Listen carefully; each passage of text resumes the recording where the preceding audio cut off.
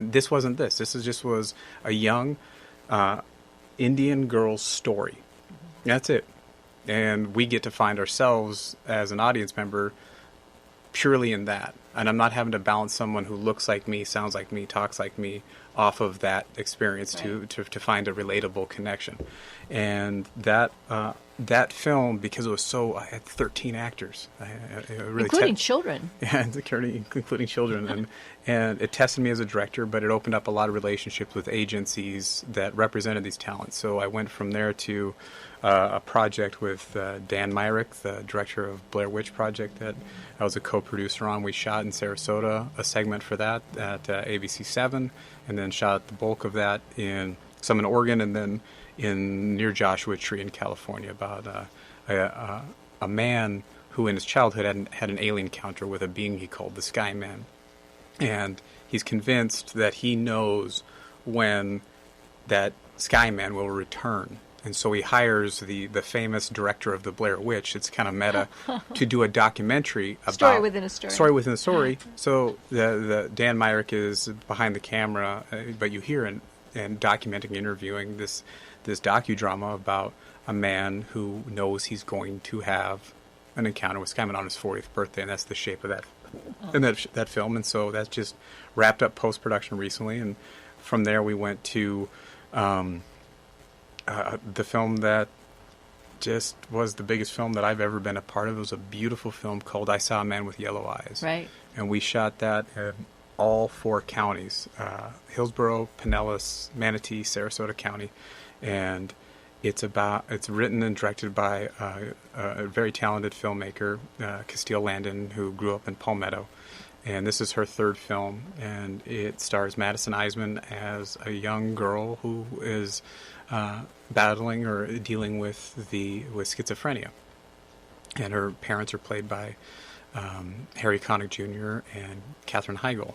And that's a great cast. It's a great cast, and they gave an incredible performance in that. It's a testament to the script and testament to Castile's directing. And also co-stars Israel Broussard in that as well. And we wrapped production on that May 6th after 21 days of shooting. It was in soft pre-production for probably 6 months and hard pre-production for another 2. And through an enterprise that Jeannie was in the first day of back in January, was from my evolution as a local film producer, is the value in making commercially viable content that has an immediate impact on the community in which I live. And that was the Skyway Film Institute. And you actually innovated a method of putting together a project that no one's done. No one's done this in Florida. No one's done this around here that I'm aware of. It was very one-of-a-kind, thinking outside the box, not to use all the cliches, but it's really true. Yeah, I've had opportunities to talk to the Utah Film Society, the Sundance Catalyst program, about what this model is, and it's private equity.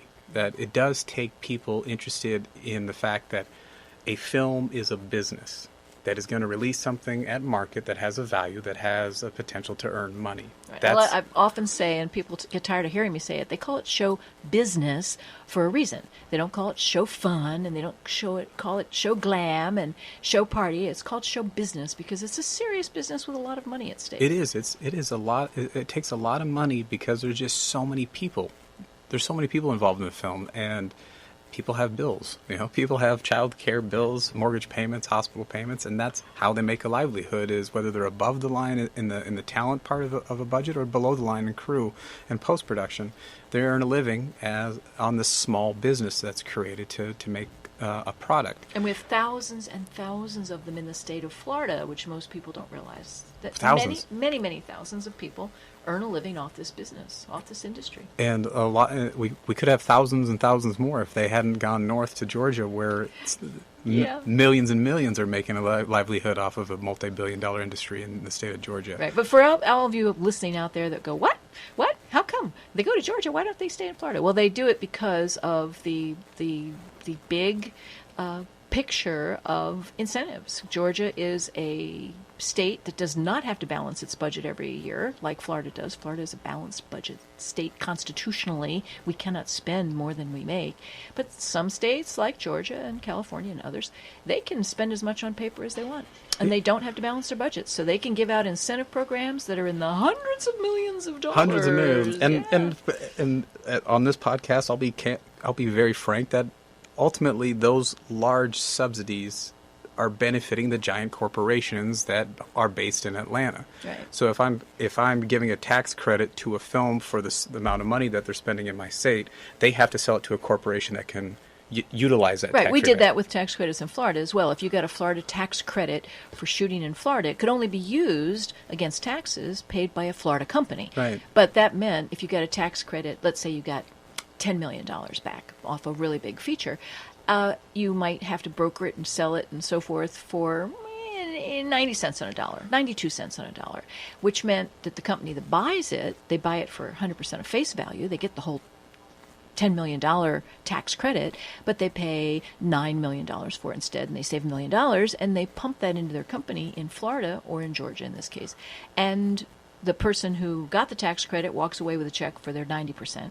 And the person who buys it saves a whole bunch of money, and hopefully they drive it into their local economy in their local state and their local town, right? And that's the value. So I wish the large corporations will take a page out of corporations like Home Depot and Delta and Coca-Cola. All these big corporations that are on the receiving end of the benefit of film production, just as much as the film industry is benefiting from what the state is doing for the local film industry there. That has got over $1.1 billion last year spent in the state of Georgia. Yep. And so to in a roundabout way, looking how I can't compete with what Georgia's doing, how can I compete locally and in the state? You know, thinking I'm on the executive board of Film Florida. I serve on the board with Jeannie on this. But in my backyard, in the 4 counties of the Skyway, there are very different types of incentives. And so what Skyway looked at is that if I can bring private equity from people that see an upside in a project, that I've done my homework, that I'm not making this for the sake of the art.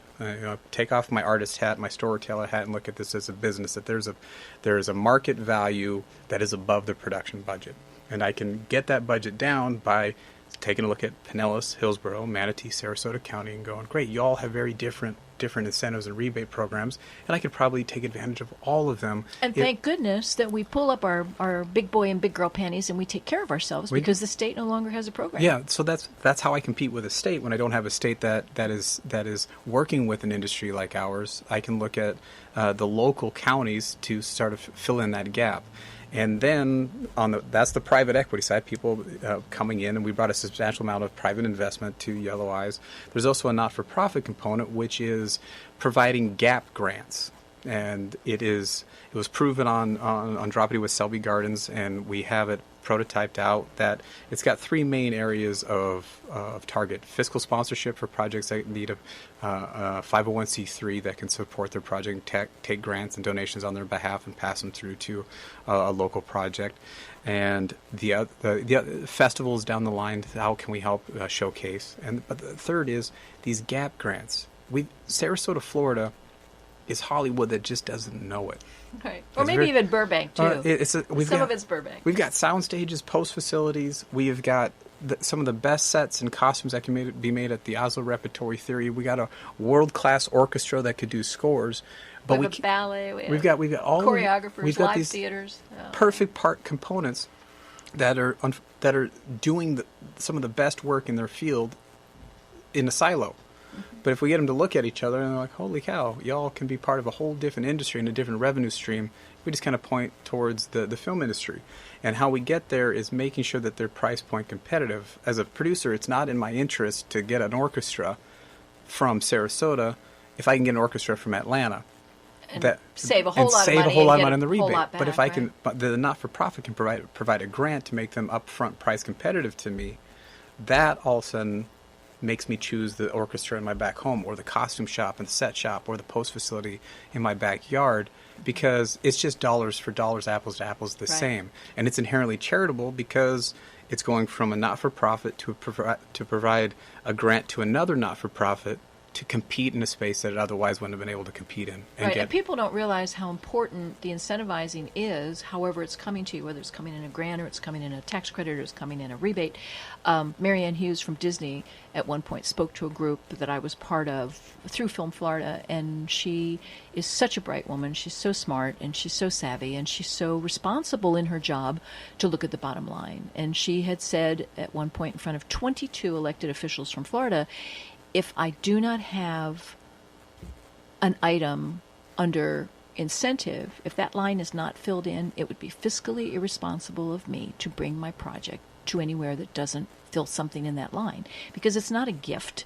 It's not a subsidy as such. It is a bottom line part of their budgets nowadays. Every budget has it. And forever it will be. Yeah, it will never go away. It will never go away. There'll always be a state that's doing it because it becomes something I can collateralize against. I can go get a loan against that future earnings of a rebate. That's how you can piece together financing. That's how you lower your bottom line. And it'll never go away. If it's Oklahoma now, it's Georgia then, it's always going to be there. If it's Turkey, co-production in Sweden, you're competing against a global industry in Ireland, in everywhere. Right. It's not just our neighbors to the north in Georgia, but if we're not looking to play a similar game by the same set of rules, we're always going to lose. Right, and it's kind of, it's just leveling the playing field. And I belong to the Association of Film Commissioners International. I've been on their board several times, and you cannot believe out there, those of you who are listening, how many film commissions across the world, around the planet, are all in the competition to get the same productions, the same movies, the same TV shows, the same streaming shows, the same series, the same documentaries.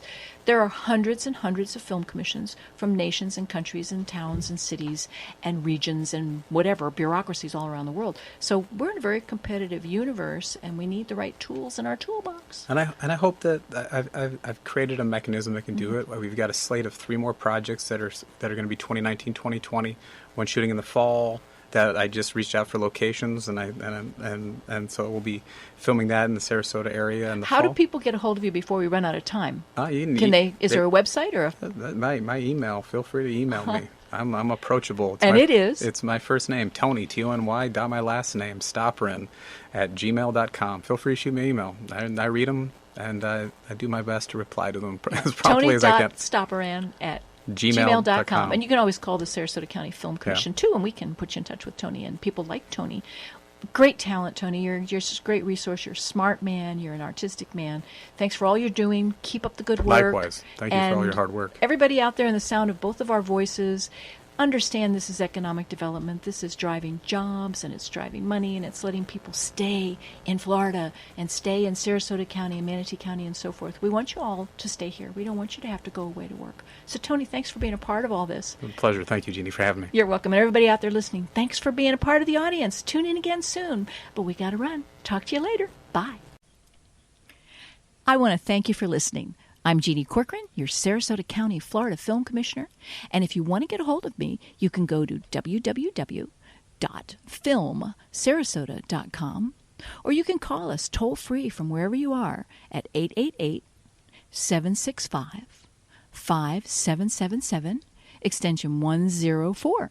We're easy to get a hold of. And we like email. You can email us at info@filmsarasota.com.